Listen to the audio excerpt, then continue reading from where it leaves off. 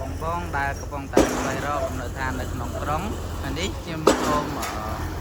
បង្ហាញទីតាំងថ្មីដែលកំពុងតែធ្វើការបុកគ្រឹះពុកម៉ែបងប្អូនដែលទិញនៅក្នុងសាងសង់ក្នុងការបុកគ្រឹះនេះបាទអាចមានចាប់ពី$3000រំលោះក្នុងការសាងសង់បន្ថែមត្រឹមតែ$300ជាងទេអញ្ចឹងពុកម៉ែបងប្អូនអាចទស្សនានៅក្នុងវីដេអូនេះបានទំហំផ្ទៃដីសង់សរុបជាង4ហិកតាហើយផ្ទះសរុបតង់500ល្វែងជាងបូកនឹងគម្រោង4របស់ខាងយើងបាទនោះគឺគម្រោង4គម្រោងចាស់តែទៅចូលនៅពេញអស់ហើយបាទអញ្ចឹងសរុបទាំង3នេះបន្ថែមបាទគឺមានច្រើនបាទ500ល្វែងអញ្ចឹងអនាគតទៅគឺកាន់តែអ៊ូអរខ្លាំងមែនទែន